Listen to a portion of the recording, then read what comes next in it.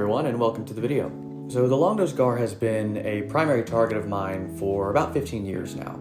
I first discovered it on YouTube watching the old video series Juggers when I was about 12, and I saw this crazy looking elongated toothy fish and I thought, I gotta catch me one of those. So I caught my first when I was 13. That was 15 years ago. I'm 28 now, and I have learned a lot since that first capture. I used to have a video up that was, real gar fishing advice. It's since been taken down. That information's really outdated, and I figured I would create and post a new video showcasing all of the lessons that I've learned and giving you a walkthrough on how to catch this prehistoric beast. Let's get started. So the first thing you need to understand about this fish is that while it is a warm weather species, they really like access to deeper, cooler water. And so before you can even catch one, you need to know where to look.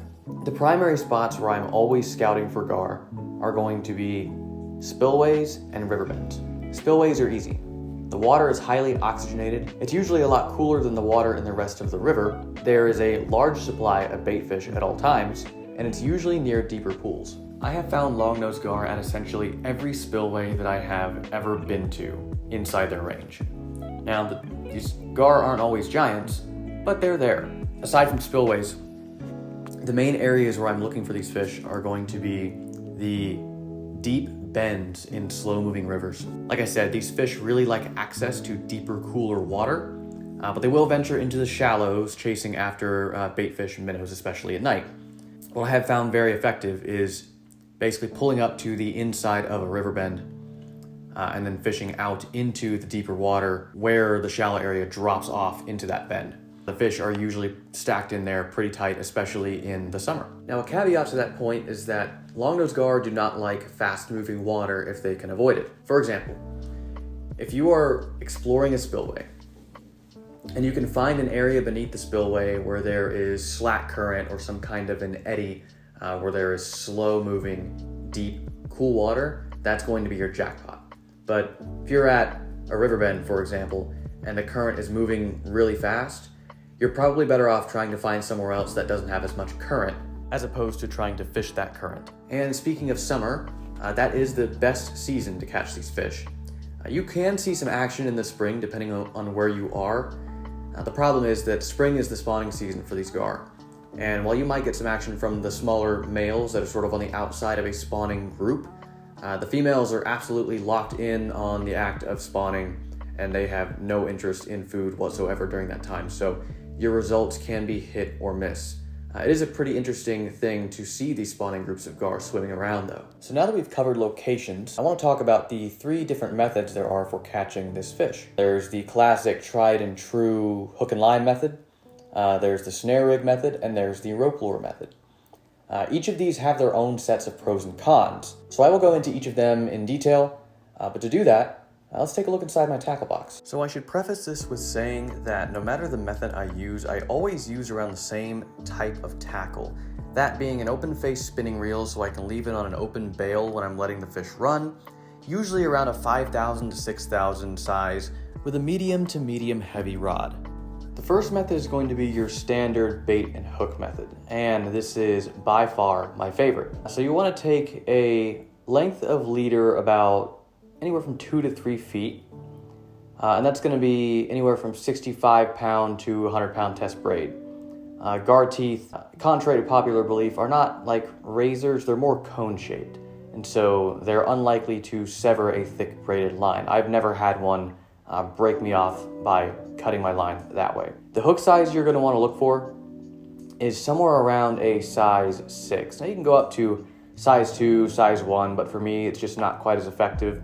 I personally like the Gamakatsu light wire live bait hooks in about a size 6. They're extremely sharp, they're very sturdy, and I actually get really good penetration even through the more bony parts of the skull. When a gar takes the bait, you want to go ahead and just let him run for about 30 to 45 seconds, and then set the hook very hard with a tight drag. You might lose a lot of fish depending on the size of the bait you use. You want to make sure that your bait is actually very small, maybe about the size of your thumb, or maybe even just the last joint on your thumb. Gar have very narrow snouts and very small throats. They're meant to eat very small baits. And so if you're presenting a large chunk of live or cut bait, it's going to be very difficult for them to maneuver it into the back of their mouth where you can actually get a good hook set. So definitely improve your chances by using that smaller piece of bait, and then you don't have to wait so long for them to swallow the hook. And when you're using this method, the depth that you're going to fish at is going to vary depending on the conditions in which you're fishing. So I've had many instances in which I have fished on the bottom, and you can do this weightless, or you can do it with a couple of split shots, just depending on if there's a little bit of current going on, or you can do it under a float. Now, depending on the conditions, the gar may be suspended or they may be a little bit more toward the bottom, and it sometimes depends on the fish, the size of the fish that you're targeting as well. So larger gar, for some reason, they tend to be a little bit more wary. They tend to want to stay a little bit more toward the bottom and not stay on the surface quite so much. I've noticed that these smaller specimens you'll see more in the shallows, close to the riverbank, a little bit more, reckless in the way that they are approaching their hunting. Now, that said, I've caught very large fish, fishing only 2 to 3 feet beneath the surface. So again, it really depends on where you're fishing and the conditions at the time. So that's something you kind of have to figure out on the fly as you're going. And I could recommend you could test 2 different methods at once. So you can test one method where you're fishing suspended under a float on one line, and then fishing the bottom on the other line, and then whichever one you're getting hit on more is the one that you can go with. Now, I mentioned this briefly before, but you want to wait about 30 to 45 seconds before setting the hook, depending on the size of the fish, the size of the bait that you're using, the size of your terminal tackle. If you follow the specifications that I listed, you can probably wait about 30 to 45 seconds. What you're probably going to see in this time is that the fish is going to make a run, stop, reposition and swallow the bait, and then make another run. That's usually your signal that you're good. Again, this could take longer if you're using a bait that is too big, or terminal tackle that's too large, a hook that's too bulky, for example. But this works most of the time. If your spot is overpopulated with a lot of really small gar, then you'll probably get a lot of failed hook sets. But that's to be expected. Small gar are a little bit pesky sometimes when they are too abundant and the larger gar can't get to the bait in time. So pros of this method. First, it just plain works, right? This method has been around forever, and it has caught me more fish than either of the other 2 methods combined, for sure. As soon as you figure out and dial in the bait size, the tackle size, and then you figure out where the fish are suspending in your particular location, then you're gonna catch fish. You just have to figure those elements out first. That is the biggest pro. The second pro is just its simplicity, right? It is line, leader, hook, with optional float and weights. It's just that simple. There's really nothing difficult about constructing it. It's not time consuming. It's a really, really easy method. Now, cons. Primarily, it's going to be that if you don't have a sharp enough hook, you're not going to be able to penetrate that bone. And so there is a chance that you're going to have a lot of failed hook sets. And even with the sharp enough hook, there's no guarantee. But with the hook size that I recommended, what you will see is that a lot of times that hook will get wedged around or in the corner of that snout, even if it doesn't penetrate the bone. And so you can counteract some of the cons by making sure that you have really, really dialed in the size of your tackle. The second con is going to be that you're going to get gut hooks sometimes. And sometimes that kills the fish. You don't want that. These fish are pretty resilient. They can live through gut hooks as long as you're not using tackle that is far too large for the fish. That's part of the reason that I use hooks as small as I do, so that if I have an accidental gut hook, I'm not puncturing the swim bladder or any other major organs. So if I have to cut line to let that fish go, it's way more likely to survive than if I was using a lot larger tackle that could do a lot more internal damage in the event of an accidental gut hook. So the second method is going to be the rope lure method. And I'm sure a lot of you have heard of this or seen it around the internet. Now, if you come from a background of lure fishing and you prefer sort of the more active form of fishing that is lure fishing, then you might like this a lot because you create this rope lure. You comb out this nylon rope, almost like doll's hair, and then you fish it. You can attach it to a jig head or something like a spinnerbait. Spinnerbaits are my preference, and it is a good method, and you can catch a lot of fish with it given you have the right conditions. So the pros of this method are that there are no hooks, and so you don't need to worry about a hook set and getting a solid hook set. What happens when you fish this method is that when the fish strikes the lure, you just let it free spool for a little bit, and then you just let it take the bait out, and then try to reposition it a couple of times. And this only takes a few seconds, typically. And then you just start to reel in slowly. The lure does the rest of the work. It's basically like Velcro. The fish can't escape. With that pro is also the pro of not having to remove a hook from any deep structures because you can't deep hook the fish. And so it is a lot safer for the fish, assuming that you land the fish. Now, cons of this method. First of all, the conditions have to be right for you to use it in the first place. This is generally only going to be something that you use when you can see the fish. So if you can sight fish effectively, this is a good method. If the water's really muddy and the visibility is not very good, then you're not going to get a lot of success. Second con, if that fish somehow breaks your line, it's dead because there's no way for it to get untangled from that nylon rope. And so you have to make sure that the tackle that you're using is strong enough for the fish that you are targeting, that your drag is set properly, etc., so that these things don't happen. The third con is going to be that in order to get the fish properly untangled from this lure, you're going to have to get up close and personal with it. There is a little bit more risk involved in handling the fish because you have to spend more time around those teeth, and so you are more likely to get hurt if it decides that it wants to randomly thrash about. I've been lucky in dealing with this method. It has not happened to me, but it can happen very easily. You have to be very thorough also in getting all of the rope fibers out so that there's nothing left in the mouth when you release it. Some people say that, oh, it's impossible to get it all out of there. It's not. It just takes a lot of patience and for you to be very careful. But that is absolutely a con to using this method. So lastly, there is the snare rig method. And this method has given me a lot of mixed results depending on the population of fish that I'm targeting. And we'll get into that when I talk about the cons. But first, let's talk about how you do this method, and then we'll go ahead and get into the pros and cons. With this method, basically what you do is you take about a 3-foot length of single strand wire of a relatively light pound test. I use the 31 pound test, like saltwater single strand wire.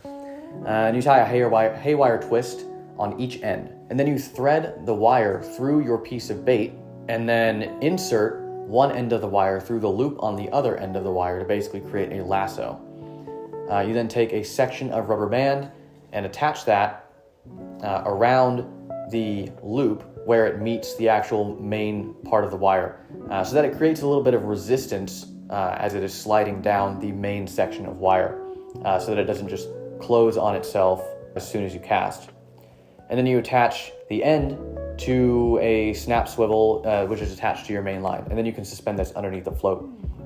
So the pros to this method are that you don't have to wait as long to set the hook, so to speak, because you would use a similar hook set as you would if you were actually setting a real hook.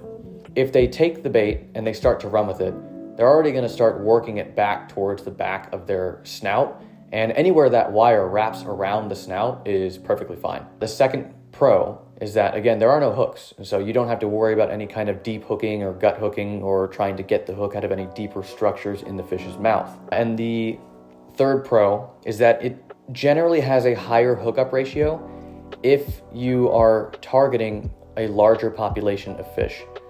Now, that said, let's go ahead and get into the main cons of this method. Now, the first main con is that you have to be very careful when you're casting this, because even with that rubber band applied to create that extra friction, if you cast too hard, you will close the loop on itself, and then you'll have to reel it in and start back over.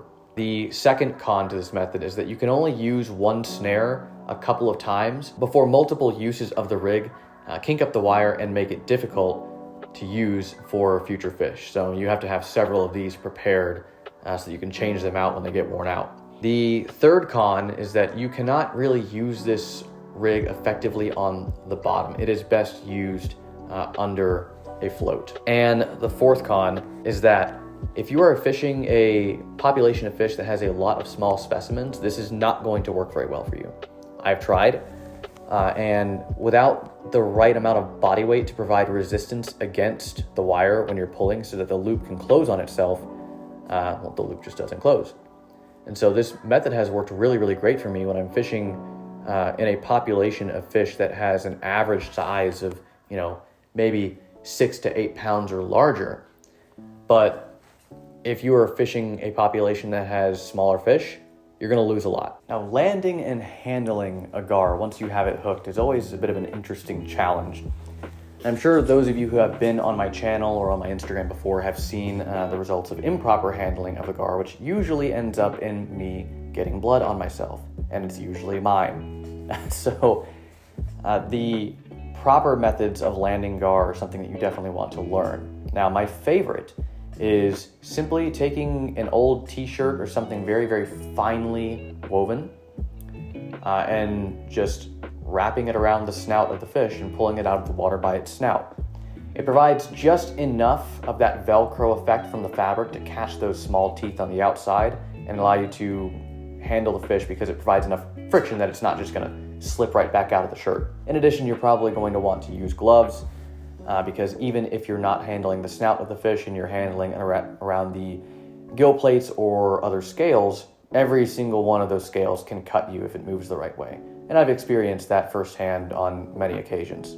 So make sure that you bring the proper protective equipment when you are catching these in order to prevent any unnecessary cuts and scrapes, because these fish will fight back and they will tear you up if you're not careful. I want to get into some specifics about bait.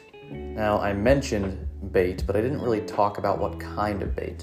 So, to be very specific, pretty much any of the local forage will work for you. I primarily use panfish because they're extremely easy to catch, but there are some studies that show that for most longnose gar, the majority of their diet is actually things like gizzard shad and other types of shad.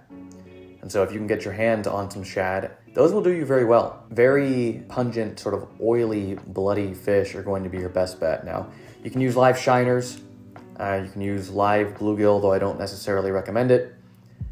You can use live shad, although they don't really stay alive on the hook very long, and so that is somewhat difficult. Cut bait is my primary bait, simply because I don't have to worry about keeping things alive on the hook. And it also allows me to cut the bait to the exact size that I want it in order to make that hook and bait method work for me. So I think that about covers everything. So if you enjoyed this, please hit that like button and subscribe and hit the notification bell and share this video with your friends who would like to catch a gar. I will catch you in the next one.